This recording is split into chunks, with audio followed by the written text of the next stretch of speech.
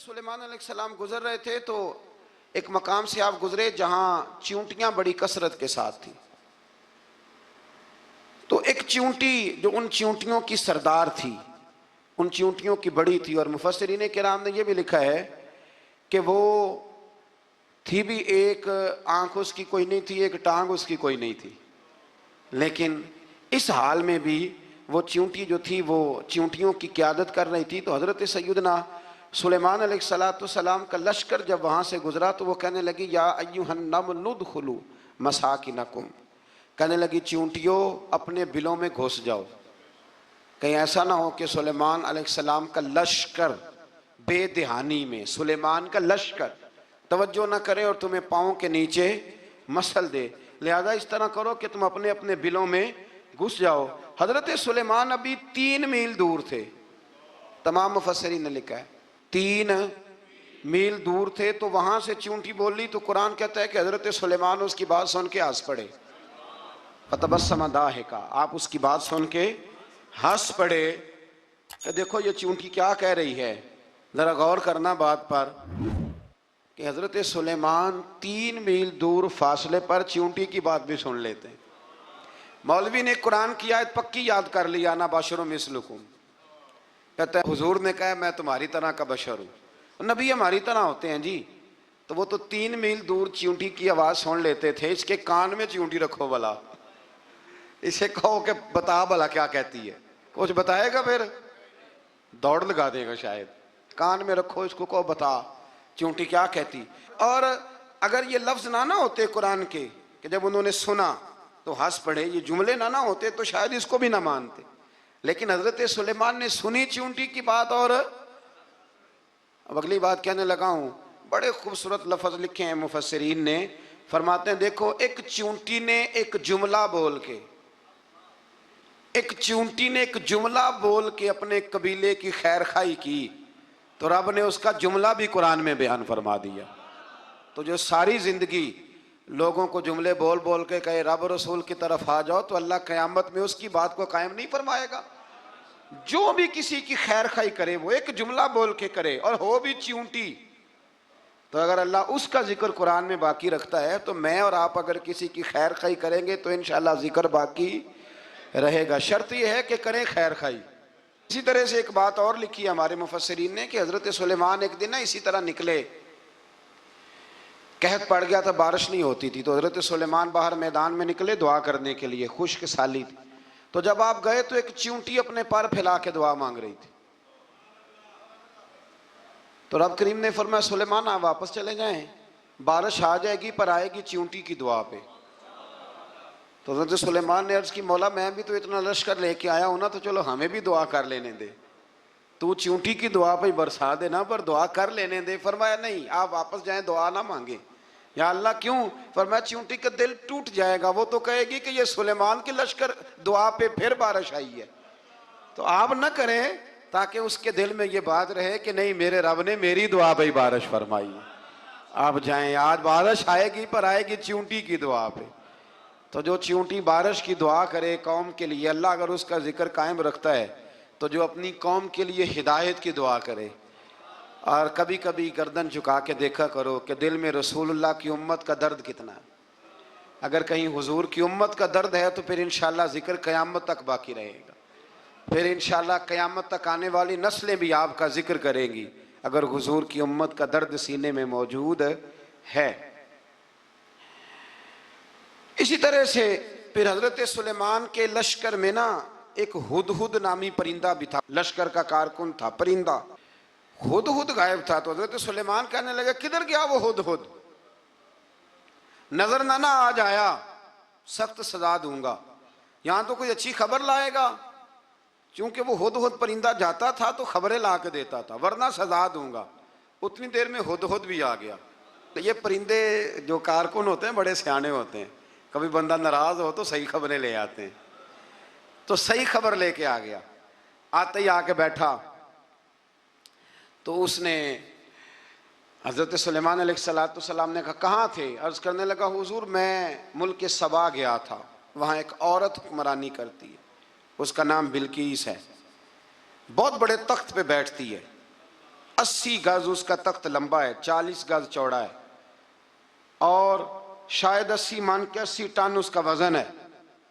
तो हुजूर वो सूरज को पूछते हैं, तो हज़रत सुलेमान ने फौरन खत लिखा, फरमाया जाके उसे मेरा खत दे दो कि यहाँ तो कलमा पढ़ के हमारी फरमा बरदार बन जाए, वरना तैयार हो जाए, जो अल्लाह के गैर को पूछते हैं हम उनके खिलाफ जंग करेंगे। वो जब लेके गए ना खत, ये हुदूद गया, तो वो मीटिंग कर रही थी, उसके वजीर मशीर सारे बैठे थे। इसने जाके खत फेंक दिया मलका बिल्कीस की झोली में। उसने खत पढ़ा तो डर गई, वजीरों को बुलाया। हज़रत सुलेमान, कुरान कहता है हज़रत सुलेमान ने कहा था खत फेंक के ना तो साइड पे होके सुनना वो क्या कहते हैं। बंदों के लिए मना है, परिंदों के लिए जायज़ है। बंदों के लिए मना है साइड पे होके सुनना। हाँ, जिसकी जासूसी की ड्यूटी हो, कुफर की जासूसी की, उस बंदे के लिए भी जायज़ है। तो यहाँ एक तो वो परिंदे थे, दूसरा कुफर की जासूसी कर रहे थे। साइड पे होके सुनने लगे तो मलका बिल्कीस कहने लगी अब क्या करना है, ये खत आया है। तो वो कहने लगे हम तैयार हैं, आप हुक्म करें, हम लड़ने को तैयार हैं, लड़ेंगे। वो कहने लगी नहीं, तेजी ना दिखाओ। कुरान मजीद कहता है कि वो कहने लगी जब लड़ाइयाँ होती हैं तो शहर तबाह होते हैं, मुल्क खंडर बन जाते हैं, लड़ाई मसले का हल नहीं है।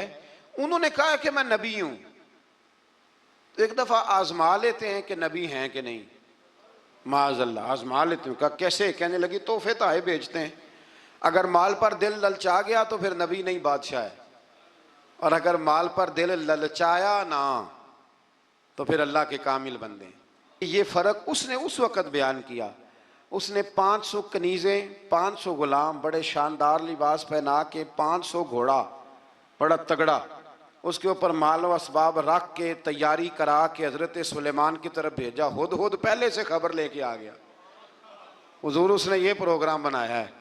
वो जब आया सारा कुछ, तो हज़रत सुलेमान देख के जलाल में आ गए, फरमाने लगे उसे जाके कह दो तू मुझे क्या तोहफे भेजेगी, मेरे रब ने मुझे माला माल फरमाया हुआ है, उन्हें माला माल किया मेरे मालिक ने, जा उसे जाके कह तू क्या तोहफे देगी। जब रब देता है तो फिर कोई कमी ना वो नहीं छोड़ता। बंदे क्या दे सकते हैं, बंदे तो बेचारे 10 दे के तो 10 दिन उनकी आंखें नहीं खुलती। फरमाया मुझे अल्लाह ने जो दिया है क्या बात है उसके देने की। तो फरमाया उसे कहो या फरमाबरदार होके आ जाए या जंग के लिए तैयार हो जाए, हम उसे उसके शहर से जलील करके निकाल देंगे। उसने जाके जब पैगाम दिया तो और उन लोगों ने भी आके बताया कि वहाँ तो हम अजीब मंजर देख के आए हैं कि जानवर भी हाथ बांधे खड़े हैं, वहाँ तो जिन्नात, सरकश जिन्नात खड़े हैं। वो बादशाह नहीं, वो नबी हैं, वो जो 500 गुलाम और 500 कनीज़ें गई थी, हवाल सुनाया आके। तो मलका बिल्कीस ने फिर खत लिखा कि मैं फरमा बरदार होके आ रही हूँ। माना क्या है, मैं कलमा पढ़ने के लिए आ रही हूँ। तो हज़रत सुलेमान ने कहा भाई अब इस तरह करो, ज़रा फर्श बिछाओ। उन्होंने फर्श बिछाया, इस तरह का कि ऊपर फर्श था, नीचे मछलियाँ तैर रही थी, लग रहा था दरिया है। ड्यूटी लगा दी, जिन्नात ने बिछा दिया। उधर हज़रत सैयदना सुलेमान फरमाने लगे अब चूँकि मान के आ रही है तो उसे अपनी नबुव्वत की अलामतें भी दिखानी है। उसने तख्त बड़ा शानदार बनवाया था, और ख़वातीन में जो आदतें ख़वातीन वाली होती हैं वो जाती नहीं। वो 7 कमरों में ना पीछे अपना तख्त रख के तो 7 दरवाजे बंद करके आई। उस ज़माने में एक रिवाज था, वो जुलेखा ने भी 7 दरवाजे मुकफ़ल के एक रिवाज था। एक कमरा, फिर कमरे के पीछे कमरा, फिर उसके पीछे कमरा, फिर उसके पीछे कमरा, और उसको बड़े मोटे ताले लगाए जाते थे। और फ़लसफ़ा ये था कि एक ताला तोड़ेगा कोई तो जब तक सिपाही आ जाएंगे, और अगर उसके तोड़ने तक ना आए तो दूसरे के तोड़ने तक आ जाएंगे, और उसके तोड़ने तक ना आए तो 7वें तक तो आ ही जाएंगे। ये उन लोगों का नफसियाती मामला था, सोच थी। 7 कमरों में मुकफ़ल करके ना वो निकली। तो हज़रत सुलेमान अलैहिस्सलाम कहने लगे भाई मुझे उसका तख्त चाहिए उसके आने से पहले। उसके आने से इस वाक़े की क्या ज़रूरत थी कुरान पाक में, ये क्या हाजत थी, ये तख्त वाली सारी बात कुरान ने क्यों बयान की? पूछें आप अपने दिल से भी और इनकार करने वाले मुनकरीन से भी, इसकी क्या ज़रूरत थी? वो जो कहते हैं जी वली की करामत की क्या ज़रूरत है, सीधी सीधी नमाज पढ़ो, रोज़ा रखो, हज करो, ज़कात दो, तो पूछो इनसे एक सूरत नमल के अंदर इस सारी तफसील की क्या ज़रूरत थी? ख़त्म हो गई जब वो कलमा जो पढ़ रही है, तो फिर इस सारे वाक़े को रब क्यों बयान फरमाता है? हज़रत सैयदना सुलेमान फरमाने लगे तख्त चाहिए, और चाहिए उसके आने से پہلے کالا افریتم من الجن، جنوں میں سے ایک بہت بڑا جن بولا، کہنے لگا حضور آپ کا یہ تخت برخاست ہونے سے پہلے لے آؤں گا.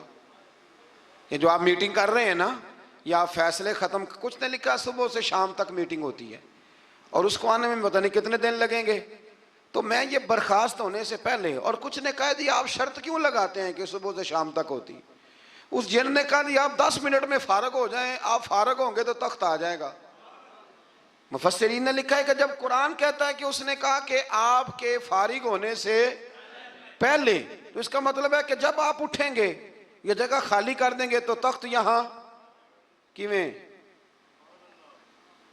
ہزاروں میل کا فاصلہ ہے آ جائے گا، پر ہوائی جہاز پہ کارگو کرا کے، جی DHL کے ذریعے کیسے آئے گا؟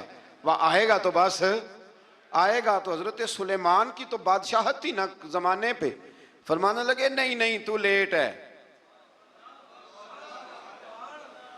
تو لیٹ ہے، تو ہمیں جانتا ہی نہیں. اٹ سٹ تے پکھڑا کوار گندل، اسی اور بھی بوٹیاں جاننے ہاں، یہ تو لیٹ ہے، ابھی ہماری طاقت اس سے زیادہ ہے. بڑی کمال بات لکھی ہے لکھنے والوں نے. ایک مفسر نے لکھا ہے کہ ابھی حضرت سلیمان نے غلاموں سے منگوایا ہے، اپنی بات کوئی نہیں کی. یہ حال ہے ان کے غلاموں کا، تو سردار کا عالم کیا ہوگا؟ حضرت سلیمان کہنے لگے بھی جلدی جائیے. قال الذی عندہ علم من الکتاب انا آتیک بہ قبل ان یرتد الیک طرفک. تو اٹھا ان میں سے وہ جس کے پاس کتاب میں سے علم تھا، ساری کتاب کا بھی نہیں، علم من الکتاب، کتاب. وہ اٹھے جن کے پاس کتاب میں سے علم تھا، تو وہ اٹھ کے کہنے لگے حضور میں لے آؤں گا. کب؟ آپ کے آنکھ جھپکنے سے،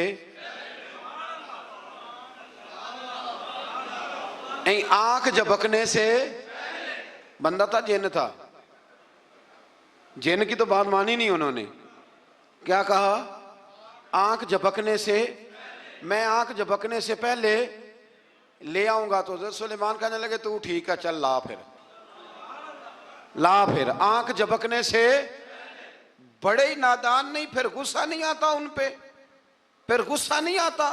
میرے شیخ کامل، مرشد اکمل، شیخ بحر و بار، حضور غوث پاک جیلانی، حضرت غوث اعظم یوں کر کے شاگردوں کو، مریدوں کو سبق پڑھا رہے تھے، پڑھاتے پڑھاتے ہاتھ آگے کیا، اور جب ہاتھ واپس آیا تو بھیگ گیا تھا سارا. تو شاگرد کہنے لگے حضور یہ کیا ہے؟ فرمایا تمہیں نہیں سمجھ آئے گی، چھوڑو تمہارے والی بات نہیں. خاصاں دی گل آما آگے نہیں مناسب کرنی، رہنے دو تم.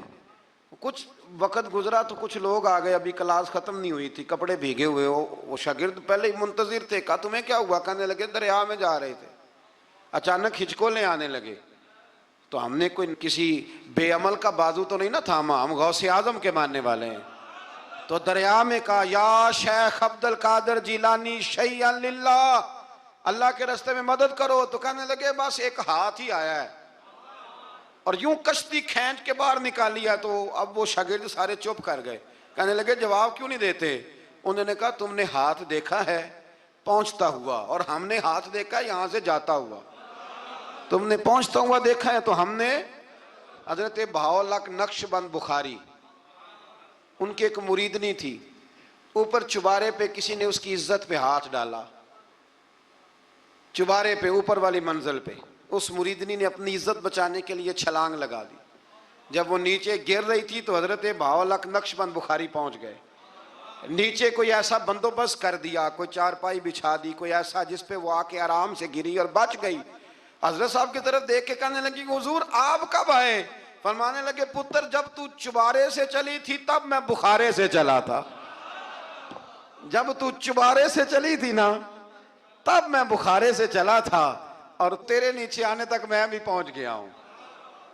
میں بھی مالی دا کم راکھی کرنا، پھل کچے ہون یا پکے، اے پیر مریداں دے سر تے ہی رہندا ہے. اے جھوٹے ہون یا سچے، یہ پکی غلامی کریں یا کچی کریں، پیر کی بھی مجبوری ہوتی ہے.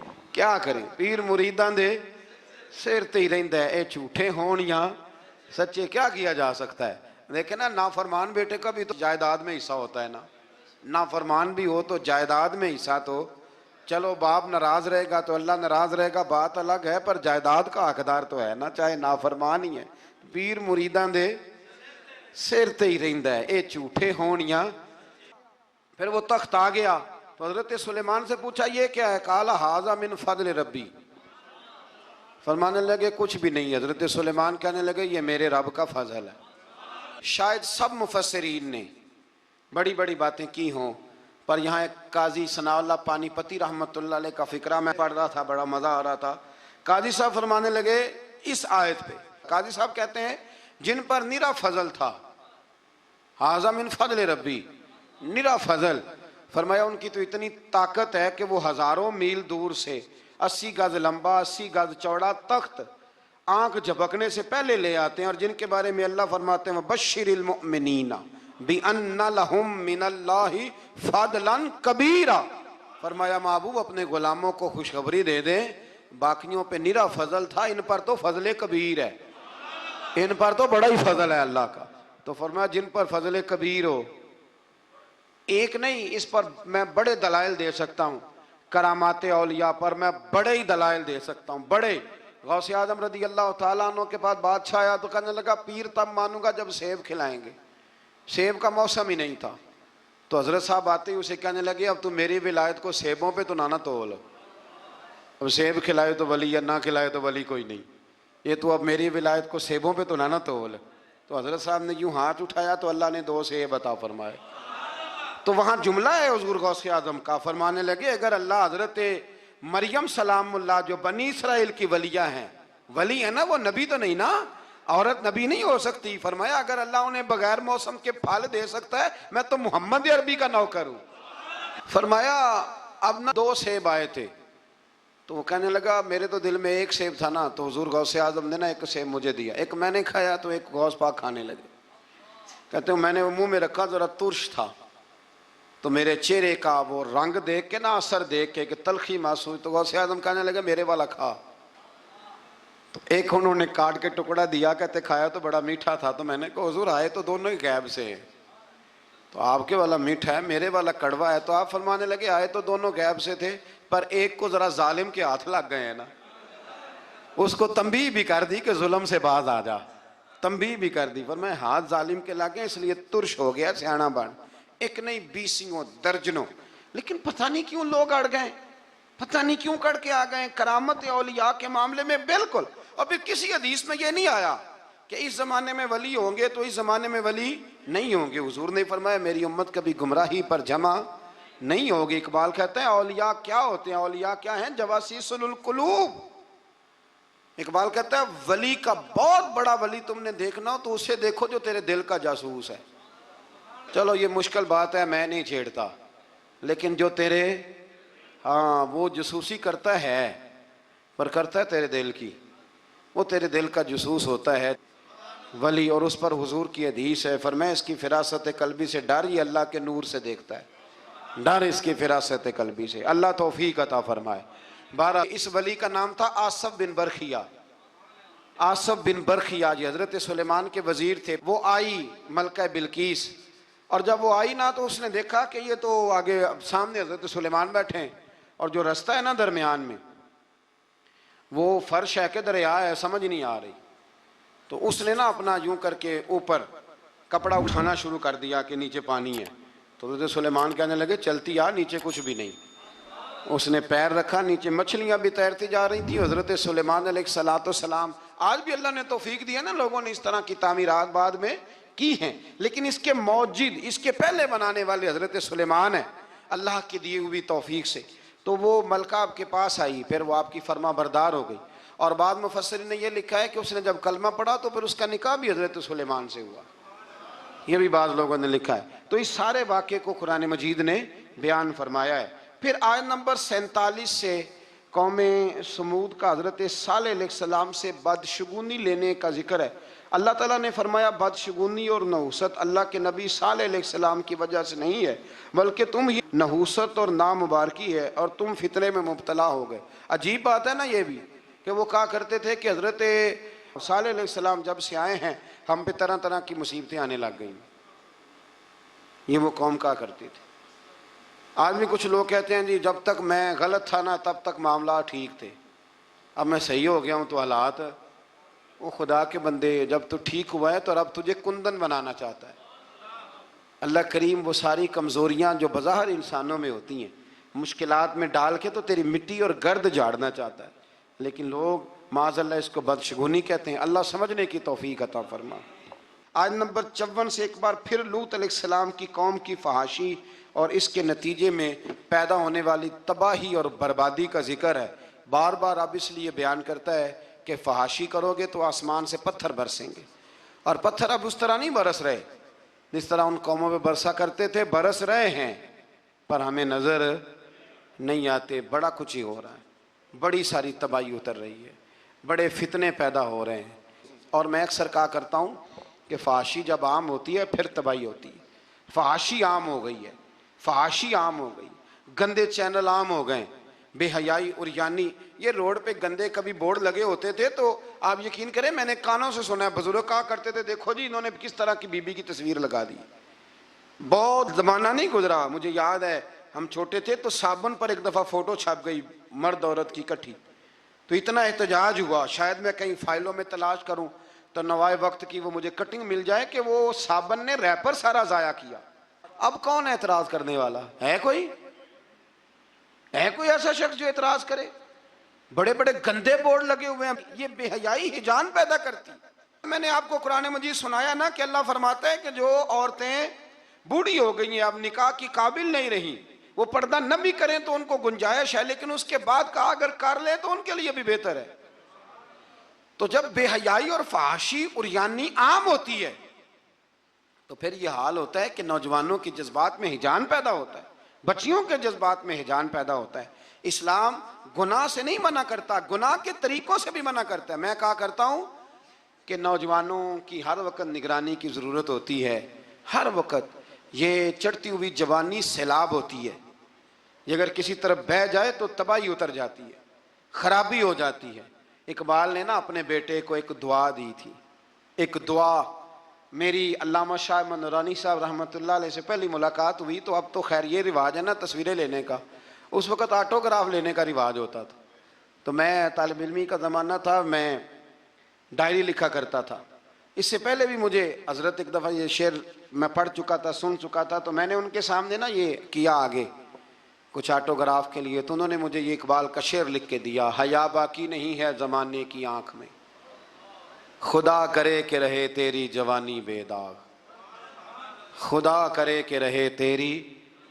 اقبال نے یہ نہیں کہا اپنے بیٹے سے، یہ بیٹے کا نام لکھی کہ تیری آنکھ میں حیا نہیں، بلکہ کہا حیا باقی نہیں ہے زمانے کی، زمانہ بے حیا ہے. تو دعا ہے کہ ہمارے بچوں کی جوانیاں، اور ایک دفعہ دھبا لگ جاتا ہے نا جب، تو پھر شیطان ایک دفعہ رستہ دکھاتا ہے تو پھر مائل کرتا ہے. اور پھر جو دوسری تباہی ہے شادیوں کے لیٹ ہونے کی، وہ اس سے بڑی قباحت ہے. کل بھی میں نے کہا تھا، آج پھر کہتا ہوں، خدا را اس پر نظر ثانی کریں. شریعت ہمیں بڑی آسان دی ہے، نہ سونا ٹھنڈا میٹھا اور پیارا دین اللہ نے ہمیں دیا ہے، جو اگر ہم عمل کریں تو کتنا ہمارے لیے آسان ہے. ہم نے اپنے لیے مشکلات اکٹھی کر لی ہیں. اللہ تعالیٰ سب کے حق میں آسانیاں فرمائے. اور اس کی بنیاد وہی معاملہ ہے کہ اگر بے حیائی کو کنٹرول کیا جائے تو اس طرح کے سارے واقعات کو کنٹرول کیا جا سکتا ہے. اور اگر وہ والی سزائیں دی جائیں جو اسلام نے رکھی ہیں، اسلام نے رکھی ہیں، سنسار کرنے والی اور چوک میں سنسار کرنے والی، اس کو روڑے مارو. اگر شادی شدہ ہے تو چوک کے اندر اسے سنسار کرو، اس کو بھگاؤ، پیچھے سے روڑے مارو. اگر یہ والی سزا دی جائے تو نشان عبرت بن جائے. لیکن ہمارا قانون ہے نا، کہتے ہیں جی گنجائش نہیں اس میں. بھئی اللہ رسول کا نظام عمل کرنے کے لیے گنجائش نہیں. کفار کے اس اعتراض کا ذکر ہوا کہ پورا قرآن پاک ایک ہی وقت میں نازل کیوں نہیں ہوا، یہ بھی ان کا اعتراض تھا. قرآن نے بتایا کہ آہستہ آہستہ تدریجاً نزول میں حکمت یہ ہے کہ وحی کے تسلسل کے ذریعے نبی کریم علیہ السلام کا اللہ تعالیٰ سے تعلق قائم رہے اور آپ کے دل کو قرار اور سکون نصیب ہوتا رہے. آیت نمبر 33 میں کفار کے اس اعتراض کا مسقط جواب دینے کا بیان فرمایا گیا ہے. دلائل کے ساتھ اس کا بڑا مسکت، بڑا مدلل اللہ کریم نے جواب ارشاد فرمایا۔ آیت نمبر 35 سے حضرت موسیٰ کا ذکر فرمایا، فرعون کی نافرمانی، قوم نوح، قوم عاد، قوم سمود اور قوم لوط کے تباہ ہونے کا پھر سے یہاں اللہ کریم نے ذکر فرمایا۔ ایک بات یہاں پہ عرض کر دوں، جب سے یہ ذکر شروع ہوا ہے نا ان ساری قوموں کا، تو اشارتاً بہت سارے پاروں میں بار بار ذکر آیا ہے، بار بار ذکر آیا ہے۔ ہمارے ہاں ایک بات 2-3 دفعہ کی جائے تو لوگ کہتے ہیں کہ یہ تو میں نے پہلے بھی سنی۔ قرآن مجید یہ حکمت ارشاد فرماتا ہے کہ جب تک لوگ مان نہ جائیں اور جب تک اس بات سے پوری عبرت نہ حاصل کر لیں، اس بات کا بیان بار بار کرنا بھی غلط نہیں ہوتا، فائدے سے خالی۔ حضرت آدم اور جناب حوا کا ایک واقعہ ہے اور 7 مرتبہ قرآن پاک نے بیان کیا، لیکن مزے کی بات یہ ہے کہ جہاں بھی آپ پڑھیں گے نئی دلچسپی نظر آتی ہے۔ اس لیے حضور نے فرمایا میرا قرآن کبھی پرانا نہیں ہوگا، اسے جب بھی پڑھو گے تمہیں نئی تازگی عطا کرے گا۔ آیت نمبر 45 سے اللہ تعالیٰ نے سائے کے پھیلاؤ اور سمٹاؤ اور نیند کو باعث راحت اور دن کو ذریعہ معاش بنانے کو اپنی نشانی قرار دیا ہے۔ فرمایا یہ جو تمہیں نیند آتی ہے یہ بھی میری نشانیوں میں سے نشانی ہے، یہ بھی میری نشانیوں میں سے، یعنی آپ ذرا سمجھیں اس بات کو، نیند بھی اللہ کی نشانیوں میں سے، یعنی وہ غلبہ کر لیتی ہے آدمی پہ۔ زندہ انسان ہے، کھلی آنکھیں بند ہو جاتی ہیں اور سننے والے کان سننا چھوڑ دیتے ہیں اور انسان اٹھتا بیٹھتا چلتا پھرتا بالکل یکدم لیٹ جاتا ہے۔ تو فرمایا یہ بھی تو دیکھو نا، یہ بھی تمہارے رب کی نشانی ہے کہ تمہارے اوپر اس نے نیند کو تمہارے لیے سکون کا سبب بنایا۔ اللہ تعالیٰ راحت والی نیند عطا فرمائے اور اللہ تعالیٰ غفلت والی نیند سے محفوظ فرمائے۔ آیت نمبر 48 سے بارش کے نظام، آسمان سے پاک پانی کے نزول، اس کے ذریعے بنجر زمین کو زرخیز بنانے، سمندروں میں میٹھے اور نمکین پانی کے الگ الگ جاری ہونے اور دیگر انعامات کا اللہ نے ذکر فرمایا ہے۔ پانی جب آسمان سے اترتا ہے تو میٹھا ہوتا ہے کہ نمکین ہوتا ہے؟ اللہ کی قدرت ہے نا کہ جب وہ دریاؤں سمندروں میں جاتا ہے تو نمکین الگ ملتا ہے، میٹھا الگ ملتا ہے۔ آیت نمبر 54 میں بتایا کہ انسان کا جوہر تخلیق پانی ہے، بنیادی طور پر یہ بھی پانی سے پیدا کیا گیا، پھر اس کے ذریعے نسب اور سسرال کے رشتے قائم کیے گئے، یعنی سسرال کے رشتے یہ بھی اللہ تبارک و تعالیٰ نے قرآن مجید میں اس کا بھی ذکر ارشاد فرمایا۔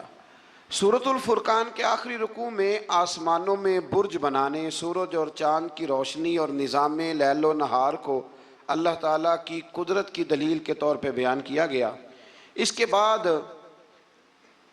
اللہ تعالیٰ کے محبوب بندوں کے اعلیٰ صفات کا بیان ہے۔ وَعِبَادُ الرَّحْمَنِ الَّذِينَ يَمْشُونَ عَلَى الْأَرْضِ هَوْنًا، فرمایا رحمان کے بندے زمین پر عاجزی سے چلتے ہیں۔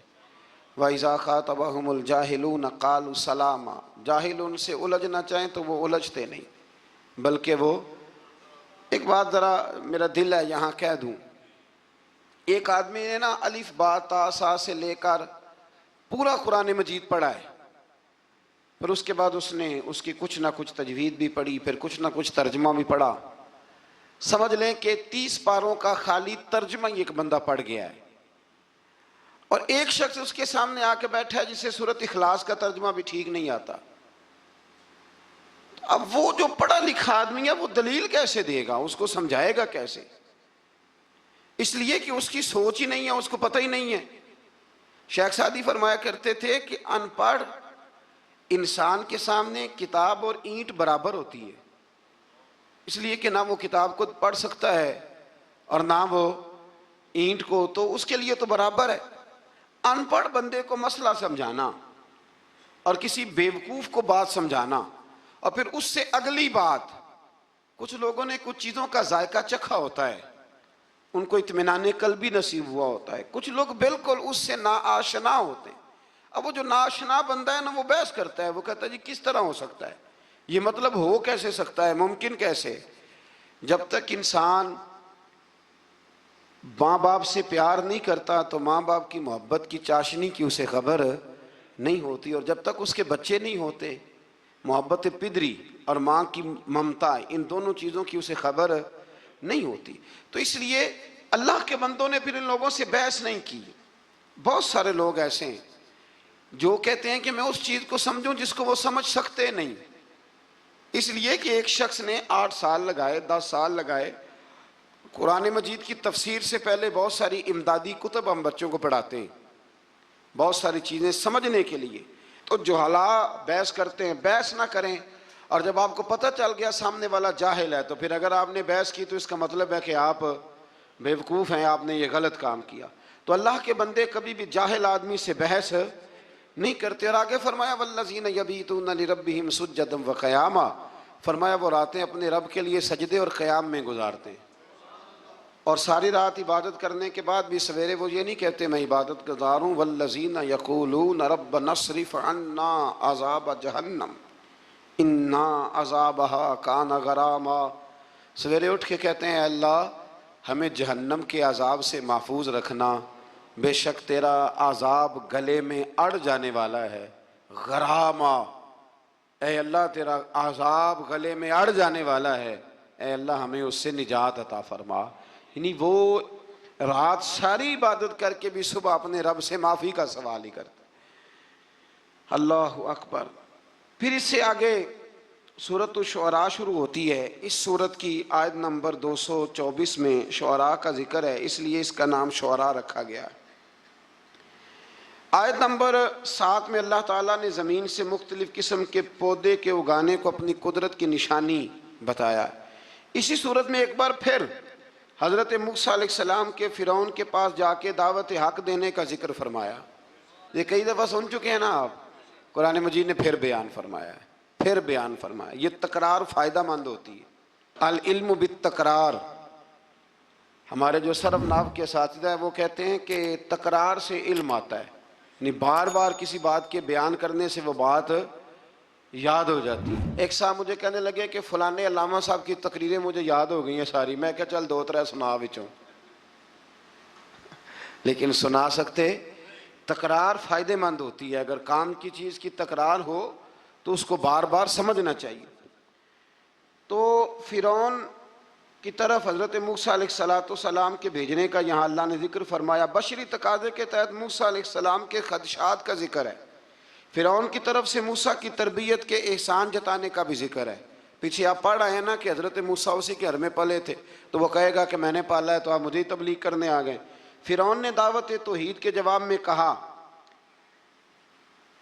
کہ رب العالمین کون ہے؟ انہوں نے فرمایا وہ آسمانوں اور زمینوں، مشارق اور مغارب اور تمہارا اور تمہارے آباء و اجداد کا رب ہے۔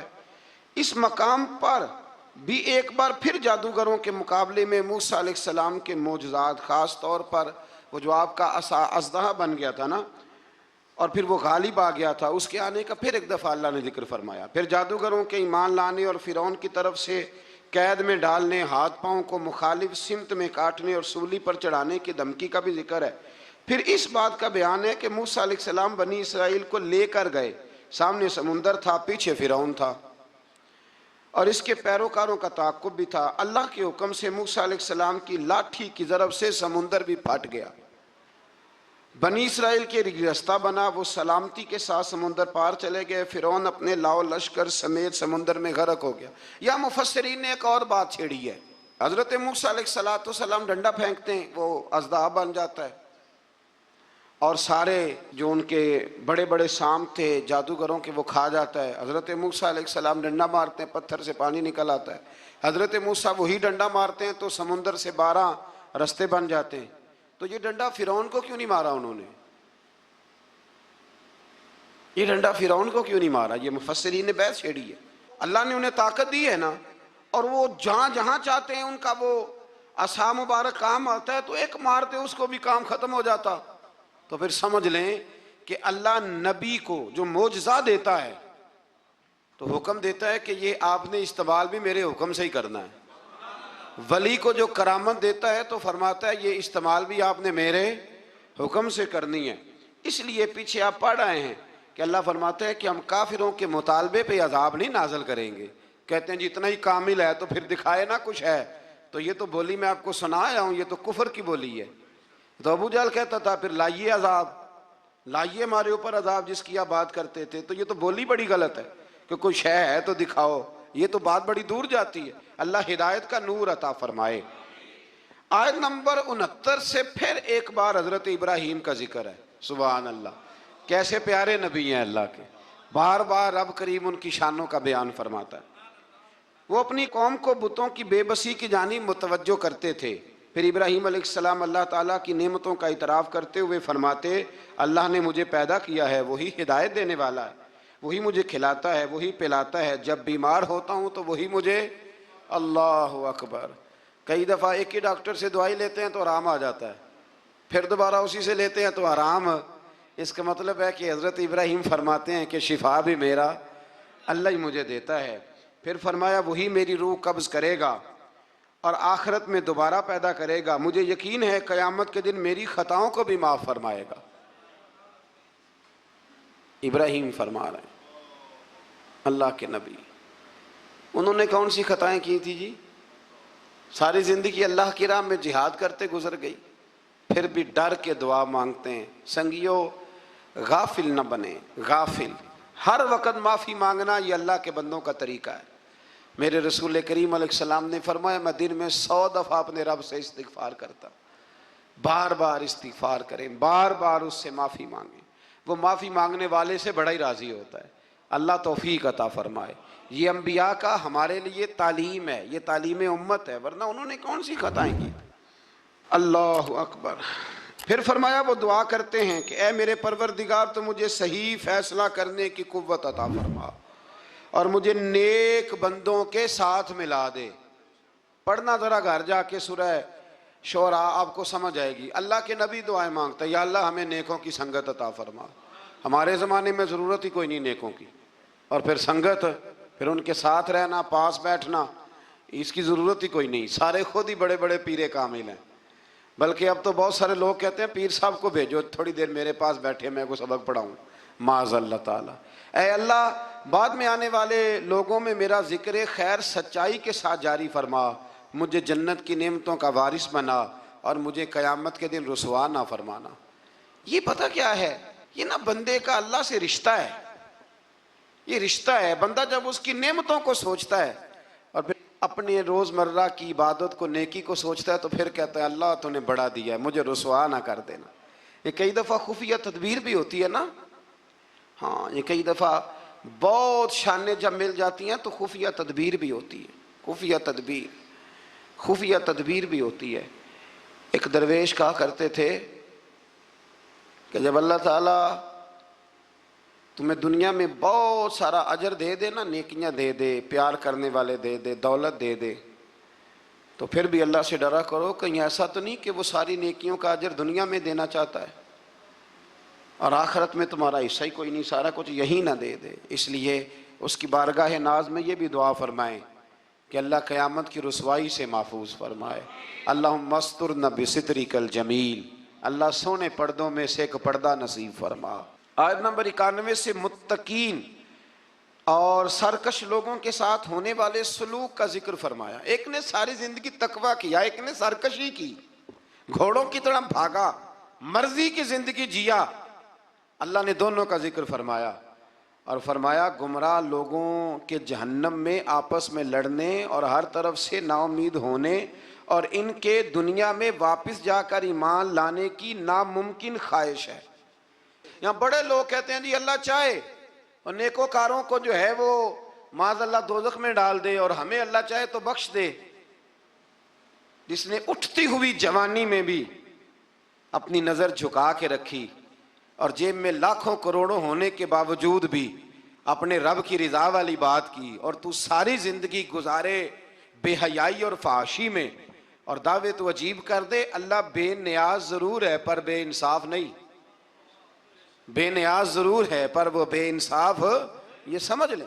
ہاں کسی کو یہ دعویٰ نہیں کرنا چاہیے کہ میں نیک ہوں تو جنت میرے نام الاٹ ہو گئی ہے، دعا کرنی چاہیے اور اس کی بارگاہ میں معافی چاہنی چاہیے۔ لیکن یہ جو گناہگار پھر دلیروں جیسی باتیں کرتے ہیں نا، اس کا تو معاملہ یہ ہے کہ ایک گناہگار اوپر سے سینہ زور، یہ ظلم ہے، یہ جبر ہے، اس سے بچیں۔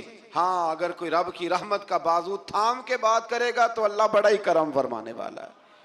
آیت نمبر 105 سے نوح علیہ السلام کی دعوت حق کا ذکر ہے۔ وہ رسول امین تھے، سرکش لوگوں نے کہا ہم آپ پر کیسے ایمان لائیں، آپ کے پیروکار تو پسماندہ لوگ ہیں۔ یہ نوح علیہ السلام کی قوم کا ذرا انداز سن لیں، کہنے لگے پسماندہ سے غریب سے بندے آپ کے کلمہ پڑھنے والے ہیں، ہم چودھری ہو کے آپ کو مان جائیں، یہ کیسے ہو سکتا ہے؟ پھر نوح علیہ السلام اللہ تعالیٰ سے اپنے اور اپنی قوم کے درمیان آخری فیصلے کی دعا مانگتے ہیں۔ اللہ تعالیٰ ان کو اور ان کے پیروکار مومنوں کو کشتی کے ذریعے نجات عطا فرماتا ہے اور سرکش قوم طوفان میں ڈوب جاتی۔ آیت نمبر 124 سے حضرت ہود علیہ السلام اور ان کی قوم عاد کا ذکر ہے۔ اللہ تعالیٰ نے اس قوم پر نعمتوں کی فراوانی کی، چوپایوں، اولاد اور نہری باغات کی صورت میں فرمائی۔ انہوں نے مضبوط مکانات اور بلند مقامات پر عشرت گاہیں تعمیر کر لیں۔ آج کل بھی فارم ہاؤس نہیں بن جاتے جلدی سے، فارم ہاؤس بن جاتے۔ بالآخر نبی کی تکذیب کی بنا پر اللہ نے اس قوم کو بھی ہلاک کر دیا۔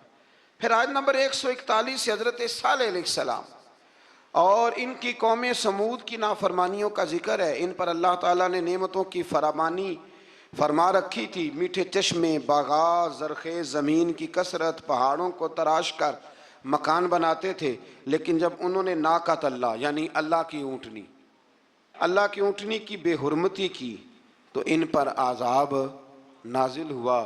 تو جو ناقۃ اللہ کی بے ادبی کرے، اللہ کی اونٹنی کی، اس پر عذاب نازل ہوتا ہے، تو جو رسول اللہ کی بے ادبی کرے اور جو اولیاء اللہ کی معاذ اللہ بے ادبی کرے، اس کا کیا حال ہوگا؟ اللہ تعالیٰ ہدایت کا رستہ نصیب فرمائے۔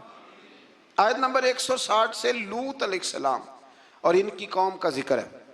اس قوم کی بدعمالیوں کا ذکر ہے کہ وہ حلال بیویوں کو چھوڑ کر غیر فطری طریقے سے اپنی جنسی خواہش پوری کرتے، گناہ کے اڈے آباد کرتے۔ لوط علیہ السلام کی بیوی بھی ان کے ہم خیال تھی۔ بالآخر اللہ تعالیٰ نے اس قوم کو بھی تباہ و برباد کیا۔ پھر شعیب علیہ السلام اور ان کی قوم کا ذکر ہے۔ یہ لوگ اصحاب الایکہ کہلاتے تھے۔ یہ لوگ لین دین کے وقت ناپ تول میں ڈنڈی مارتے تھے۔ ان کی سرکشی کا یہ عالم تھا کہ نبی سے کہتے اگر آپ سچے ہیں تو ہم پر آسمان کیوں نہیں پھٹ پڑتا۔ پھر اس قوم پر بھی عذاب نازل ہوا اور وہ تباہ و برباد کر دیے گئے۔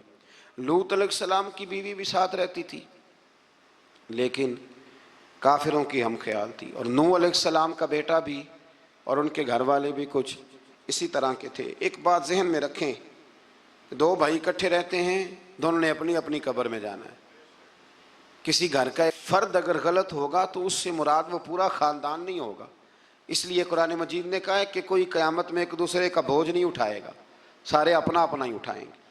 آیت نمبر 192 میں بتایا کہ قرآن اللہ کا کلام ہے جسے واضح عربی زبان میں جبریل امین نے محمد الرسول اللہ صلی اللہ علیہ وسلم کے قلب پاک پر نازل گئے۔ قرآن کے لفظ ہے نزل علی قلبک، محبوب ہم نے آپ کے نا دل پر اسے نازل فرمایا ہے۔ یہ بڑی کمال کی بات ہے، محبوب ہم نے آپ کے یعنی کلام اللہ کا اور حضور کے یعنی محبوب اور محب کی جو باتیں ہوتی ہیں نا، وہ اگر جملوں میں بھی ہوں تو جا کے ٹکراتی سیدھی دل کے ساتھ ہیں۔ ان آیات میں یہ بھی بتایا کہ جن قوموں کا نام و نشان مٹا دیا گیا، اللہ تعالیٰ نے اتمام حجت کے لیے ان کے پاس رسول بھیجے۔ وہ کہے نہ کہ کوئی ڈرانے والا نہیں آیا۔ قرآن مجید کا مطالعہ کرنے والوں کے لیے غور و فکر کا مقام ہے کہ جن بدعمالیوں کے سبب پچھلی امتوں کا نام و نشان مٹا دیا گیا، آج وہ ساری خرابیاں اس امت میں بھی جمع ہو چکی ہیں۔ وہ سارے گناہ لوط علیہ السلام کی قوم جو کام کرتی تھی وہ آج یہاں نہیں ہو رہا، وہ یہاں نہیں ہو رہا۔ اللہ تبارک و تعالیٰ معاف فرمائے۔ لوگ سمجھتے ہیں کہ شاید رب کریم مسجدوں میں تو دیکھتا ہے، معاذ اللہ تو ہوٹلوں کے بند کمروں میں وہ نہیں دیکھتا، اور ہماری خوابگاہوں میں اور فارم ہاؤس میں اور وہ دور دراز دیہاتوں میں جو ہم نے کوٹھیاں تعمیر کی ہیں اس کے اندر جو ہم گل غبارے کرتے ہیں تو انہیں نہیں دیکھتا۔ وہ سارے کام جو لوط علیہ السلام کی قوم کرتی تھی، جو نوح علیہ السلام کی قوم کرتی تھی، وہی مذاق جو حضرت نوح کی قوم کرتی تھی نا، کہ یہ چند ماڑے ماڑے لوگ آپ کے ساتھ ہیں۔ بہت سارے میں نے وڈیروں کو آج علماء اور مشائخ کا اس طرح مذاق اڑاتے دیکھا ہے، یہ چار بندے چھوٹے چھوٹے آپ کے ساتھ ہیں۔ بعین ہی وہی جملہ جو نوح کی قوم کہا کرتی تھی، لیکن پھر بچے تو وہی ماڑے ماڑے نا، پھر بچے نا وہ ماڑے ماڑے کے، تو کدھر گئے وہ اونچی کلگیوں والے؟ انسان جب بات کرتا ہے تو بغیر سوچے سمجھے کرتا ہے۔ لوط علیہ السلام کی قوم کی خرابیاں، پھر حضرت نوح کی قوم کی خرابیاں، پھر حضرت شعیب کی قوم اگر ناپ تول میں ڈنڈی مارتی تھی تو آج کیا کچھ نہیں ہوتا، دوائیوں تک میں ملاوٹ ہوتی ہے۔ بس ایک ہی بات ہے، چہرے اس لیے نہیں بدلتے کہ اس زمین پر گنبد خضرا موجود ہے، رسول اللہ صلی اللہ علیہ وسلم کا ساتھ موجود ہے۔ بس اللہ تعالی ہمیں رسول پاک کی نسبت کاملہ عطا فرمائے۔ آیت نمبر 218 میں فرمایا کہ اے رسول مکرم صلی اللہ علیہ وسلم، اللہ تعالیٰ عبادت کے وقت آپ کے قیام اور عبادت گزاروں کے درمیان آپ کے سجدوں کو دیکھ رہا ہوتا ہے۔ محبوب تیرے سجدے مجھے بڑے ہی پیارے ہیں، جب تو صفوں کے بیچ نمازیں پڑھتا ہے نا تو میں وہاں تجھے دیکھتا رہتا ہوں۔ جب انسان سجدہ کرتا ہے تو رب بڑا ہی راضی ہوتا ہے، اس لیے حضور نے فرمایا جب تم ایک سجدہ کرتے ہو تو اللہ کی بارگاہ میں تمہارا ایک درجہ بلند کر دیا جاتا ہے۔ جتنے دن باقی رہ گئے ہیں نا، اللہ تعالی ہمیں کثرت سے سجدے کرنے کی توفیق عطا فرمائے۔ رمضان کے دن نہیں کہہ رہا، زندگی کے دن کہہ رہا ہوں، جتنی زندگی باقی ہے اللہ تعالیٰ کثرت سے سجدے کرنے کی۔ حضرت ابو فاطمہ رضی اللہ تعالیٰ عنہ فرماتے ہیں کہ حضور نے مجھ سے فرمایا تھا، ابو فاطمہ جنت میں مجھ سے ملنا چاہتے ہو؟ میں نے کہا حضور ہاں۔ فرمایا پھر سجدے زیادہ کر کے آنا، سجدوں کی دولت تمہارے پاس زیادہ ہونی چاہیے۔ آپ دیکھیں گے آپ کا کسی سے پیار کتنا ہے، آپ کی کسی سے محبت کتنی ہے۔ کون سے ایسے صحابی ہیں جن کا جب آپ نام لیتے ہیں تو آپ کے دل کو سکون ملتا ہے؟ اور نبی پاک صلی اللہ علیہ وسلم نے ہر صحابی کے بارے میں کہا نا، ہر صحابی کے بارے میں کہا۔ نبی پاک علیہ السلام نے فرمایا یہ میرا علی ہے، جس نے اس سے پیار کیا اس نے مجھ سے پیار کیا۔ اب وہ مولا علی شیر خدا رضی اللہ تعالیٰ عنہ کی محبت کے بارے میں بتائے نا کہ کبھی اس کے دل میں تڑپ پیدا ہوئی ہو، خواہش پیدا ہوئی ہو۔ آج میں حضرت علی کی شان میں کچھ شعر سنوں، آج میں حضرت علی کی سیرت کی کوئی بات سنوں، آج میں چلو اور کچھ نہیں تو 10 منٹ علی علی کر لوں، ذکر علی عبادہ۔ نبی پاک صلی اللہ علیہ وسلم نے فرمایا یہ میرا ابو بکر ہے، یہ میرا ابو بکر ہے۔ میرے سینے میں جو اللہ تبارک و تعالیٰ نے نعمت خاص رکھی تھی میں نے نکال کے ابو بکر کے سینے میں رکھ دی۔ اب تو بتانا تو نے ان کا ذکر کب کیا ہے، تو نے ان کا تذکرہ کب فرمایا ہے؟ محبت کا اپنے دل میں پیدا، اچھا محبت پیدا کی بھی جاتی ہے۔ نبی پاک صلی اللہ علیہ وسلم نے ہمیں کہا کہ محبتیں پیدا کرو، اگر تمہارے پاس نہیں ہے تو ایسے کام کرو جس سے محبت۔ علامہ اقبال سے کسی نے کہا تھا کہ نوجوانوں کے دلوں میں حضور علیہ السلام کی محبت پیدا کرنی ہے تو کیا کریں، تو اقبال نے کہا 3 کام کرو۔ ایک تو نوجوانوں کو نبی پاک کی سیرت زیادہ سے زیادہ سناؤ، انہیں سناؤ حضور علیہ السلام کا اخلاق، کردار، طرز زندگی، انداز گفتگو، یہ حضور کو آئیڈیل بنائیں گے، یہ نبی پاک کو۔ اور ہماری بدقسمتی ہے کہ ہمارے دور میں لوگوں نے سنانا شروع کیا ہے کہ حضور کو علم غیب کوئی نہیں تھا، مکھی کا پر نہیں بنا سکتے تھے، ایک عام بشر تھے، معاذ اللہ کچھ نے یہاں تک کہا ہے کہ ڈاکیا تھا، پیغام دے کے چلا گیا۔ اب آپ ڈاک کی بات کریں، ڈاکیے پر باس نہ کریں معاذ اللہ تعالیٰ۔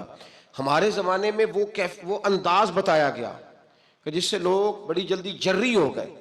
پہلا کام یہ کرو، یعنی محبت پیدا کرنے کے لیے کہ حضور کی سیرت بتاؤ، سوانے بتاؤ۔ اور دوسرا اقبال کہنے لگے نبی پاک کی یاد کی محفلیں سجاؤ، میلاد کے تذکرے کرو، حضور کی نعت خوانی کرو، نبی پاک کا ذکر چھڑے، حضور کا پیغام عام ہو۔ اور تیسرا فرمانے لگے اپنے بچوں کے سامنے، اپنی اولادوں کے سامنے نبی پاک پر درود شریف پڑھا کرو۔ یہ دکھاوا تو نہیں ہوگا میرا خیال ہے، کس کے سامنے؟ اپنے بچوں کے سامنے حضور علیہ السلام پر درود شریف۔ یہ کام تو اپنے دلوں میں صالحین کی محبت پیدا کریں، نیک لوگوں کا ذکر سنا کریں، اولیاء اللہ کے تذکرے نکال کے پڑھا کریں، ان کے اقوال، ارشادات، ان کی باتیں، ان کی گفتگو۔ پرانے لوگ سفر کرتے تھے ولیوں کو ملنے کے لیے، زمانہ طے کرتے تھے۔ ہم کبھی مد و جزر دیکھتے ہیں نا دنیا کے، ہم حیران ہو جاتے ہیں کہ اجمیر کہاں، پاک پتن کہاں، دلی کہاں، کہاں لوگوں نے کس طرح رشتے نبھائے، کیا انداز تھا۔ حضرت عثمان ہارونی پیر ہے خواجہ معین الدین اجمیری کے، بلخ کے رہنے والے، کہاں کے رہنے والے، خواجہ اجمیری کہاں کے رہنے والے۔ اور پھر اجمیر ابھی بھی دلی سے ٹرین چلے تو وہ 1.5-2 دن لگا دیتی ہے جانے میں، دلی سے اجمیر شریف۔ تو حضرت سیدنا خواجہ قطب الدین بختیار کاکی وہاں جایا بھی کرتے تھے، آیا بھی کرتے تھے، رابطہ بھی رہتا تھا، اور عشق اتنا جوان تھا کہ زمانہ کہتا تھا اگر کسی نے کسی سے پیار کرنا ہے تو اس طرح کرو جیسا قطب الدین بختیار کاکی نے معین الدین اجمیری کے ساتھ کیا ہے۔ کوئی فاصلہ رکاوٹ نہیں بنا، کوئی چیز بیچ میں نہیں آئی، کوئی مسئلہ نہیں ہوا، اولادیں بھی تھیں، کاروبار بھی تھے۔ اب تو سہولتیں ہیں، دولت بھی زیادہ ہے، ان لوگوں کو تو مزدوریاں بھی زیادہ کرنی پڑتی تھی، کوئی چیز نہیں سامنے آئی۔ ہم بہانہ بنا کے ایسے رکے ہیں کہ بغل میں چیزیں ہوتی ہیں لیکن ہم کہتے ہیں بڑی مجبوری ہے جی، میں بڑا کیا مطلب اپنے دماغ پہ چیزیں سوار کر لی ہیں مفت میں۔ پھر مجھے ایک بات بتائیے، پاک پتن شریف سے دلی جانا، خواجہ حضرت خواجہ نظام الدین صاحب کا پاک پتن شریف آنا گھوڑے پہ یا پیدل آسان کام ہے؟ کتنی ملاقاتیں ہیں خواجہ نظام الدین صاحب کی بابا صاحب سے؟ کوئی گن کے بتا سکتا ہے جی؟ کوئی گن کے بتا سکتا ہے کتنی ملاقاتیں؟ کتنی؟ حضرت خواجہ فرید الدین مسعود گنج شکر رحمۃ اللہ تعالیٰ علیہ کہنے لگے نظام تجھے آئے ہوئے بڑے دن ہو گئے، جا یار چکر لگا آیا۔ چکر لگا آیا۔ فرماتے میں پیدل گیا تو مجھے جانے میں کئی مہینے کئی ہفتے لگے، میں دلی پہنچا اور اپنے گھر کا نا ایک چکر لگایا، اوپر سے چکر لگا کے تو پھر پاک پتن کے رستے میں چل پڑا۔ کہتے ہیں واپس پہنچا تو حضرت بابا فرید صاحب رحمۃ اللہ علیہ نے دن گنے ہوئے تھے، کہنے لگے یار اتنے ٹائم میں تو واپس آیا ہے نا، اتنا ٹائم تو آنے جانے پہ لگتا ہے، کہ غریب نواز محسوس نہ فرمائیے گا، آپ نے کہا تھا چکر لگا آیا تو حضور ایک چکر ہی لگایا ہے، پھر میں واپس آ گیا ہوں، بات ہی چکر کی ہوئی تھی۔ دیکھیں نا نبی پاک صلی اللہ علیہ وسلم نے فرمایا ابو ہریرہ کوئی کام بھی کیا کر یار، یہیں بیٹھا رہتا، عرض کی حضور صحیح ہے۔ اٹھے، سامنے ایک ستون تھا، اس کے پیچھے سے ہو کے نا واپس آ گئے تو حضور نے فرمایا گئے نہیں، کہ حضور نے آپ نے فرمایا تھا جایا آیا کر، گیا ہوں پر میرا دل ہی نہیں لگا۔ بھئی تو یہاں سے ہو کے واپس آ گیا، کہیں جانا تو تھا نا، یہیں سے ہو کے۔ تو ان لوگوں کے صالحین کی محبت کے راستے میں کوئی چیز رکاوٹ نہیں بنی۔ ہمارے ہاں چیزیں رکاوٹ بنتی ہیں، اپنے اولیاء اللہ سے، صوفیاء سے، بزرگان دین سے، رب کریم کے بندوں سے، داتا علی اجویری سے، خواجہ اجمیری سے، ان لوگوں سے پیار کریں، صالحین کی محبت دلوں میں پیدا کریں، صحابہ کا پیار دلوں میں پیدا کریں، اہل بیت نبوت کا پیار دلوں میں پیدا کریں۔ یار یہ حدیث جو ہے نا، یہ امید کی کرن ہے، یہ روشنی کا مینار ہے کہ میرے نبی پاک نے فرمایا جو جس سے پیار کرے گا قیامت میں اسی کے ساتھ رکھا جائے گا۔ یہ صحیح بخاری کی حدیث ہے، المرء مع من احبہ، اور یہ جو مع ہے نا اس کا معنی ہے ساتھ رہنا، ہاں مع اللہ، مع یعنی بما یعنی اس کے ساتھ، المرء مع من احبہ، جو جس سے محبت کرے گا قیامت میں اس کی معیت میں رکھا جائے گا، اس کے۔ ایک بڑی خوبصورت بات، امام اعظم ابو حنیفہ کے ایک شاگرد گزرے امام محمد رحمۃ اللہ علیہ، خوبصورت بڑے تھے، کچھ خوبصورت تھے، کچھ سونا، کچھ منہ دا مٹھا، کچھ پیارے بڑے تھے، کچھ ان کا انداز یہ تھا کہ نفاست پسند بڑے تھے، بڑے نفیس تھے، نکلتے تھے تو تنہا نہیں نکلتے تھے۔ ایک دفعہ بغداد میں تشریف لائے تو بغداد سے انہوں نے ایک بستی اور میں جانا تھا تو وہاں یہودیوں اور عیسائیوں کا بڑا غلبہ تھا، تو امام محمد رحمۃ اللہ علیہ فرمانے لگے یہودیوں عیسائیوں کے بیچ سے گزرنا ہے تو کوئی یہی نہ سمجھے کہ ان کے تو پلے کچھ نہیں، کہنے لگے سونے گھوڑے لاؤ عربی نسل کے۔ 30 شاگرد ساتھ تھے، ان کو بھی ساتھ تیار کیا، عربی نسل کے 30 گھوڑے اور 30 شاگرد، ان کو کہا بھی دستاریں ذرا نا اونچی باندھنا، تو دستاریں بھی باندھی انہوں نے کلے والی بڑی خوبصورت، شاگردوں کو بھی جبے پہنائے، خود بھی جبہ پہنا، سفید رنگ کی اعلیٰ نسل کی گھوڑی، آگے آگے پیچھے 30-32 شاگرد۔ اور جب آپ گزرے نا بغداد کے آگے اس علاقے سے، یہاں یہودی عیسائیوں کی بھی کثرت تھی، تو عورتوں کی عادت ہوتی تھی پرانے زمانے میں مہمان دیکھنے کے لیے چھتوں پہ چڑھ جاتی، کچھ اپنے دروازے پہ کھڑی ہو جاتی، کچھ دیکھتی کھڑکیوں میں سے کہ گزر رہا ہے کوئی مہمان، تو یہودیوں کی عیسائیوں کی بہت ساری عورتیں چھتوں پہ چڑھ گئیں، تو مسلمان نعرے لگانے لگے امام محمد آ گئے، امام محمد آ گئے۔ کچھ پہلے ہی بڑے حسین تھے، پہلے ہی بڑے خوبصورت تھے، کچھ حضور کی سنت کا نور چڑھا ہوا تھا، کچھ دائیں بائیں شاگرد تھے، پھولوں کی پتیاں گر رہی تھی، تو جب محمد محمد کے نعرے لگنے لگے نا تو ان عورتوں نے امام محمد کا جلوہ دیکھا، تو دیکھا دیکھی کام کیا شروع ہوا، ایک نے دیکھا تو اتنی محو ہوئی کہ اس نے کلمہ پڑھنا شروع کر دیا۔ اس سے کلمہ سن کے تو دوسری نے بھی پڑھا، تیسری نے بھی پڑھا، چوتھی نے بھی پڑھا، بیبیاں بلند آواز سے مسلمان ہونے لگی، ان کو دیکھا دیکھی مرد بھی پڑھنے لگے، ڈھیر سارے یہودی عیسائی مسلمان ہو گئے۔ ایک مسلمان ان سے کہنے لگا تمہیں غلطی لگ گئی ہے، یہ ہمارے نبی محمد نہیں۔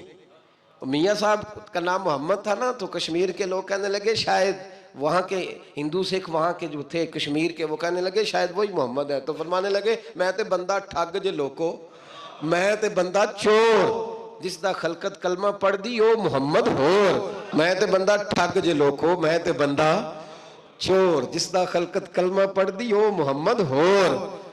تو امام محمد رحمت اللہ علیہ کو نعرہ لگ رہا تھا، تو ایک بندہ کہنے لگا یہ وہ والے محمد نہیں، یہ ہمارے نبی پاک صلی اللہ علیہ وسلم محمد صلی اللہ علیہ وسلم نہیں، یہ وہ نہیں، یہ تو ہمارے ایک امام ہے امام محمد، وہ والے نہیں۔ اب وہ کچھ لوگ چپ تھے، کچھ سوچ رہے تھے، کچھ بات کر رہے تھے، تو ایک بوڑھی اماں اپنے انداز میں بیچ میں سے بولی، کہنے لگی چل بیٹا چھوڑ، ہمیں پڑھنے دے کلمہ، اگر مسلمانوں کے چھوٹے سے محمد کا یہ حال ہے تو بڑے محمد کا کیا حال ہے، وہ پڑھنے دے ہمیں کلمہ، یہ حال ہے ان کے غلاموں کا تو سرکار کا عالم کیا ہو۔ تو امام محمد کی چال نکلی، بتانا یہ چاہ رہا تھا کہ امام محمد رحمت اللہ علیہ سے ایک بندے نے ایک دفعہ مسئلہ پوچھا، اس نے کہا حضرت صاحب میں گیا تھا منڈی، وہاں سے لایا ہوں ایک ٹوکری آم کی اور ایک ٹوکری سیب کی، ہمارے ہاں کا کریٹ کہتے ہیں اس کو، تو میں وہ لے کے آیا ہوں۔ اب میں نے جب گھر لا کے اس کو کھولا ہے نا، تو آدھے صحیح نکلے ہیں، ہوتا ہے نا جی اللہ خیر کرے، جو دیانتدار تاجر ہے اللہ آج کل مہربانی فرمائے، وہ ہمارا ریڑھی والا بھی بڑا ایماندار ہے، ہم کیا کریں صدر کی بات، وہ بھی سامنے جو تگڑے ہوتے ہیں اس نے آگے لگائے ہوتے ہیں، اور جو تھوڑے سے نکمے ہوتے ہیں وہ اندر والی سائیڈ پہ دیوار کے اندر رکھے ہوتے ہیں۔ کیا کیا جائے، ہم کیا سیاستدانوں کی کرپشن کی بات کریں گے، یہاں تو معاملہ بڑا گڑبڑ ہے نیچے سے لے کر۔ تو کہا حضور میں نے وہ جو کھولی ہے نا پیٹی، وہ ٹوکری جب میں نے کھولی ہے تو اوپر تو آم اور سیب ٹھیک تھے، تو اندر گلے سڑے ہیں، تو اب میرے لیے حکم کیا ہے؟ تو آپ فرمانے لگے بھی مسئلہ شرعی ہے کہ رکھنے ہیں تو سارے رکھ، واپس کرنے ہیں تو سارے کر، یہ نہیں ہو سکتا کہ تو صحیح رکھ لے اور گلے سڑے۔ تو یہ مسئلہ امام محمد بتا کے تو رونے لگ گئے، تو بندہ کہنے لگا حضور مسئلہ بتایا ہے آپ نے تو فقہ کا ایک مسئلہ ہے سادہ سا کہ حضرت اب کیا کرنا ہے، تو رونے والی کون سی بات ہے؟ تو فرمانے لگے یہ تجھے مسئلہ بتا کے نا مجھے کچھ اور یاد آ گیا۔ آپ کو کیا یاد آیا ہے؟ فرمانے لگے میں بھی عرض کروں گا، مولا امام اعظم کے پاس بیٹھا ہوں، معروف کرخی، سری سکتی، جنید بغدادی، ان سارے درویشوں کے پاس رہا ہوں، میں بھی بیٹھا ہوتا تھا اس محفل میں جس میں یہ ہوتے تھے، اگر جنت میں بھیجنے ہیں تو سارے بھیج، یہ نہیں ہو سکتا کہ گلے سڑے ادھر پھینک دے اور اچھے اٹھا کے لے جائے، ہم سارے مصطفیٰ کا کلمہ پڑھنے والے، سب کو کہا یا ایھا الذین آمنو، ہم سب کا اکٹھا نام، ان لوگوں کی جو محبت ہے نا وہ فائدہ دے گی۔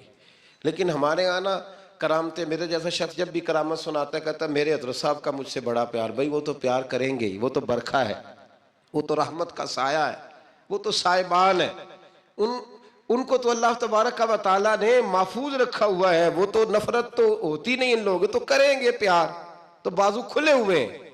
تو بتا تیرے اپنے دل کا حال کیا ہے، تو اپنی بات کر، اپنی تو بتا تیرے اندر کی کیفیت کیا ہے، اس لیے کہ تیرے کام جو آئے گی وہ تیری محبت آئے گی۔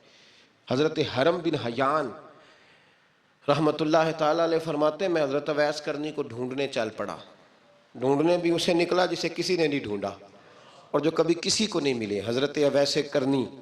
یہ فقرہ کسی درویش نے نا حضرت اویس کرنی کے لیے کہا ہے، یہ فقرہ پورا فیٹونی پہ آتا ہے، اسی کسے دے کچھ نہیں جلاگ دے تے نہ کوئی ساڈا دردی، کوئی یارانہ نہیں، کوئی دوستانہ نہیں۔ حضرت اویس کرنی کا مزار بھی کنفرم نہیں کہ کدھر ہے، بس اسی کسے دے کچھ نہیں لگ دے، کیا ضرورت ہے، بس ٹھیک ہے، اپنا جو ہے انداز سارے زمانے سے علیحدہ کر کے رکھا انہوں نے، علیحدہ، الگ تھلگ۔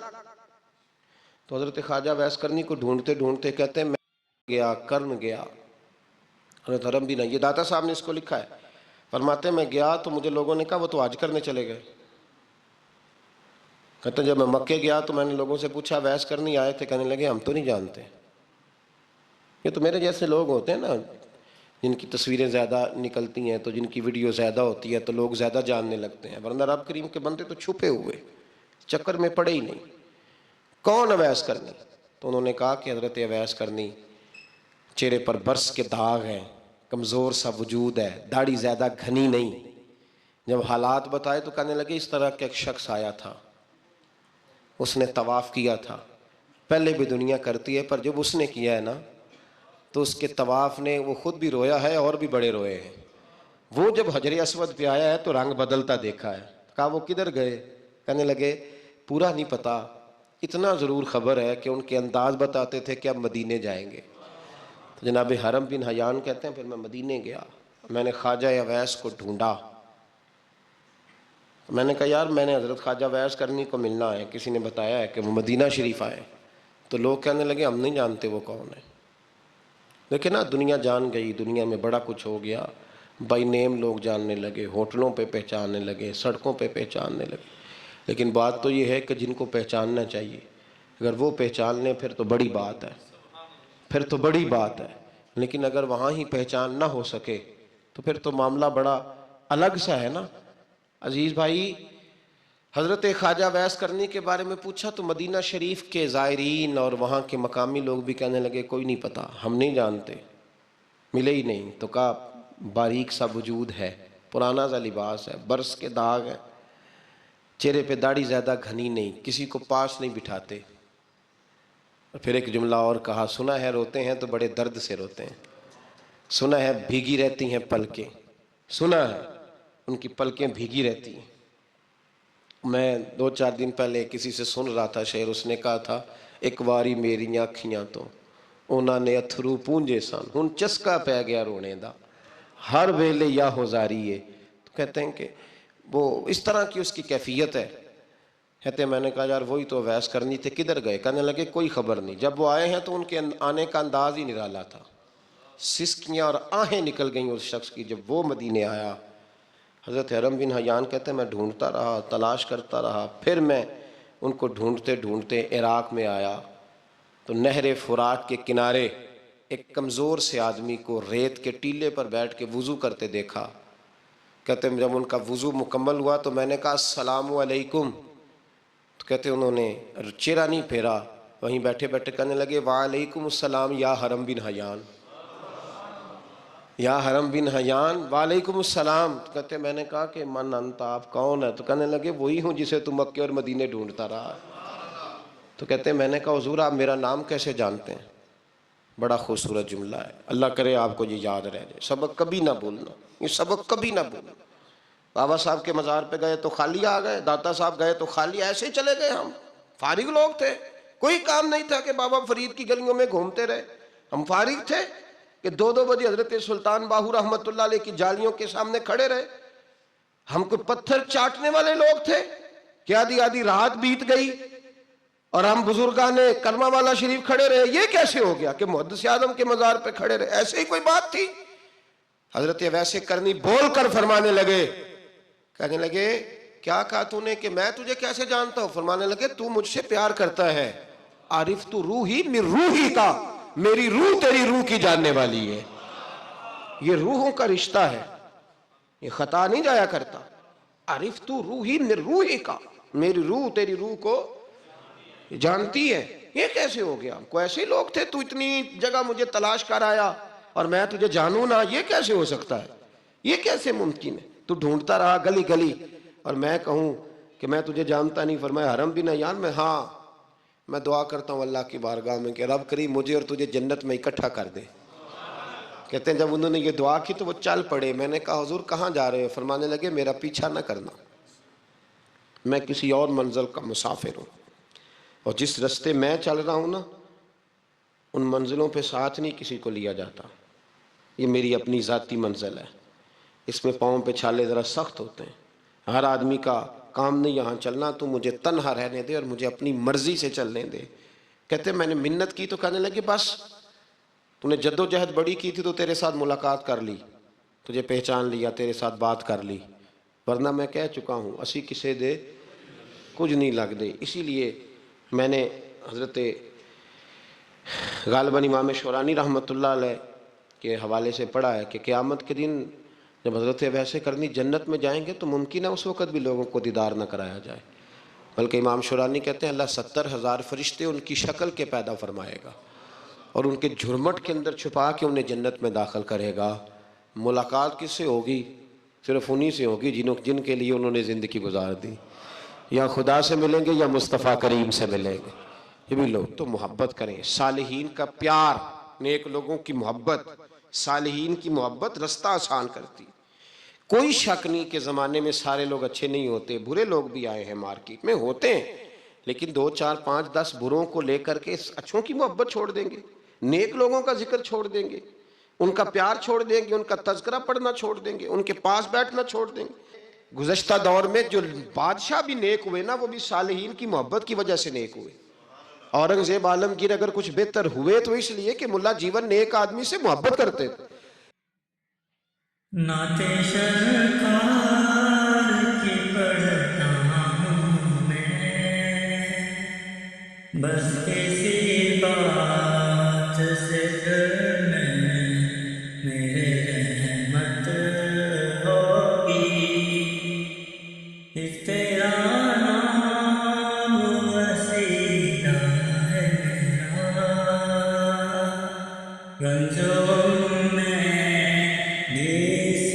نام سے راحت ہوگی۔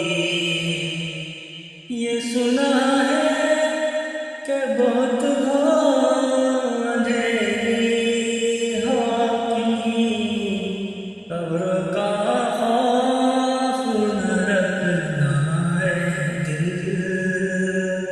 وہاں سرکار کے چہرے کی زیارت ہوگی، ان کو مختار بنایا ہے مولا نے، خلد میں بس وہی جا سکتا ہے جس کو حسنین کے بابا کی اجازت ہوگی۔ نعت سرکار کی کرتا ہوں میں، بس اسی بات سے گھر میں میرے رحمت ہوگی۔ نسل کا دن بھی عجب دیکھنے والا ہوگا، زلف لہرا کے جب آئیں گے، پھر قیامت میں بھی ایک اور قیامت ہوگی، زلف لہرا کے جب آئیں گے، پھر قیامت میں بھی ایک اور قیامت ہوگی۔ نعت سرکار کی کرتا ہوں میں، بس اسی بات سے گھر میں میرے رحمت ہوگی۔ محمود غزنوی کی بہتری کا سبب یہ تھا کہ حضرت سیدنا ابو الحسن خرقانی کے پاس جایا کرتے تھے۔ صالحین کی محبت نے بادشاہوں کے رخ بدلے، بادشاہوں کے۔ ان لوگوں کو پیار تھا تو حالات جہانگیر بادشاہ جایا کرتا تھا خواجہ اجمیر کے آستانے پر، تو لوگ کہتے ہیں کہ بڑے سخت دنوں میں بھی ہم اس کی آنکھوں میں آنسو دیکھا کرتے تھے۔ درد والی جگہ پہ جاتے تھے نا لوگ تو درد مند ہو جاتے۔ اس لیے صالحین کا پیار کبھی نہ چھوڑے، کبھی نہ چھوڑے۔ میرے بھائی، کپڑوں پہ مٹی پڑ جائے نا تو کپڑے دھوئے جاتے ہیں، اتار کے پھینکے نہیں چاہتے۔ چیزیں غلط ہو جائیں تو گرد جھاڑی جاتی ہے، اس نظام کو چھوڑا۔ صالحین کا پیار کبھی نہ چھوڑنا، کبھی نہ چھوڑنا۔ رب کریم کے بندوں کی محبت اللہ تبارک و تعالیٰ کے قریب کرے گی آپ کو۔ اللہ کے بندوں کی محبت آپ کے اندر جلوے پیدا کرے، اور اگر آپ ان کو پڑھیں گے۔ میں جب پاک پتن شریف جاتا ہوں یا کسی مزار پر میں کھڑا ہوتا نا تو وہ جو حالات پڑے ہوتے ہیں نا ان بزرگوں کے، وہ سامنے آتے ہیں کہ یہاں خواجہ نظام الدین محبوب الہی تشریف لائے. دیکھیں نا، اگر کوئی بندہ سوچے تو ہو سکتا ہے کہ اس کا کلیجہ پھٹنے کو آئے جب خواجہ نظام الدین صاحب کہتے ہیں کہ جو باب جنت ہے نا بابا فرید صاحب کا، کہتے ہیں ایسے ہی باب جنت نہیں. فرماتے ہیں جب بابا صاحب کا وصال ہوا تو بابا صاحب وہیں لیٹے ہوئے تھے جہاں آج ان کی مزار ہے، اور ان کے سرانے بالکل جس جگہ کو لوگ باب جنت کہتے ہیں وہاں میں نے رسول پاک کو کھڑے ہوئے دیکھا ہے. اب کوئی آدمی حضور کی خوشبو محسوس، اس کا ایک ارادہ بن گیا نا کہ یہاں حضور کھڑے تھے، اس پر کیفیت کیا طاری ہوگی، اس پر انداز کیا ہوگا، اس پر وارد کیا ہوگا، وہ کہاں پہنچ جائے گا 1-2 منٹ کے اندر. تو یہ تو اس وقت ہے جب اس کے محسوسات ہوں گے، جب وہ نظریاتی طور پر اس بات سے متفق ہوگا، جب وہ خوشبو محسوس کرنے کی صلاحیت رکھتا ہوگا. ایک بات عذرائے محبت ہے، کہہ دیتا ہوں کیونکہ سوالات ہوتے رہتے ہیں، کہہ دیتا ہوں. اعلیٰ حضرت کے ایک مرید تھے مولانا حشمت علی خان صاحب رحمۃ اللہ، بڑے تگڑے آدمی تھے. جن لوگوں کی پوزیشن بڑی سخت فاضل لوگ ہوتے ہیں نا، اور حاضر جواب 1 منٹ سے پہلے. پاک پتن شریف گئے تو باب جنت سے گزر کے آئے. باب جنت سے کسی ہمارے عالم نے نہیں لکھا کہ جب وہاں سے گزر گیا اب توبہ نہ کرے اور کوئی اچھا عمل نہ کرے تو جنت میں جائے گا. بس یہ کہا کہ ایک دروازہ ہے جہاں خواجہ نظام نے حضور علیہ السلام کو کھڑے دیکھا، گزر جائے کوئی تو الحمدللہ اس کے لیے ایک برکت ہے. لیکن کسی شخص نے یہ نہیں کہا کہ اب وہاں سے نکل کے آ جائے اور معاذ اللہ جھوٹ بولے، جو مرضی کرے اور کہے میں جنتی ہو گیا. یہ معنی کسی بندے نے بھی بیان نہیں کیا. ہاں وہاں سے گزر کے آئے، سچی توبہ کرے، بعد میں اپنے اعمال پہ محنت کرے، اللہ اسے برکت عطا کرے گا. فرماتے ہیں میں پاک پتن شریف سے ہو کے آیا، رش بڑا تھا، اس کے ایام تھے، تو باب جنت سے گزر کے آیا تو میں بس کی چھت پہ بیٹھ گیا. کچھ اور لوگ بھی تھے، تو ان میں سے کچھ ایسے صاحبان بھی تھے جن کو بیماری ہوتی ہے چھیڑ کے رکھنے کی، کوئی نہ کوئی بات کیے رہتے ہیں، یہ ہو گیا تو وہ ہو گیا. کہتے ہیں انہوں نے بات چھیڑ دی، مولانا کہاں سے آ رہے ہو؟ تو میں نے کہا پاک پتن شریف. تو کہنے لگے کہ آپ وہ بہشتی دروازہ جس کو کہتے ہیں باب جنت، وہاں سے بھی گزرے ہیں؟ کہنے لگے الحمدللہ، لائن تو بڑی لمبی تھی پر موقع مل ہی گیا ہے، گزر گیا ہوں وہاں سے. تو کہتے ہیں مجھے سونگنے لگ گئے. کہنے لگے پھر تو آپ جنتی ہو گئے ہوں گے، پر آپ کے پاس سے جنت کی خوشبو نہیں آ رہی. تنزیہ انہوں نے کہا، تنزیہ. تو کہتے ہیں انہوں نے طنز کیا تو مجھے بھی حق حاصل تھا، جواب در جواب کی تو اجازت ہونی چاہیے نا. میں نے کہا مولانا کیوں، آپ کیوں سونگ رہے ہیں؟ کہنے لگے میں نے حدیث پاک میں پڑھا ہے کہ جنتی 500 سال بھی دور ہوگا تو اس کے پاس سے خوشبو آئے گی، یعنی 500 سال لگیں گے ابھی اس تک تو پھر بھی جنت کی خوشبو آئے گی، تو آپ سے تو کوئی نہیں آ رہی. کہتے ہیں میں نے ان سے کہا آپ نے ایک حدیث پڑھی ہے، اگلی بھی پڑھ لینی تھی. حضور نے فرمایا جہنمی کو جنت کی خوشبو کوئی نہیں آئے گی. یہ نہیں پڑھی آپ نے حدیث، یہ نہیں نظر سے گزری. تو کہتے ہیں اب وہ مولانا مجھ سے معذرت کرنے لگے، کہنے لگے یار آپ تو ناراض ہی ہو گئے. تو میں نے کہا بھی آپ نے کیوں چھیڑی بات؟ میں نے آپ سے کوئی ڈسکس کیا؟ آپ نے پوچھا کہاں سے، یار پھر آپ ہی نے کہہ دیا کہ وہاں سے گزرے کہ نہیں جنتی دروازے سے، اور پھر آپ نے ہی اعتراض کر دیا. تو پھر ہمیں اتنا تو حق حاصل ہے نا، ہم آپ بھی کرتے ہیں تو ہو جاتے ہیں بدنام، اور تم قتل بھی کر دو تو چرچا نہیں ہوتا.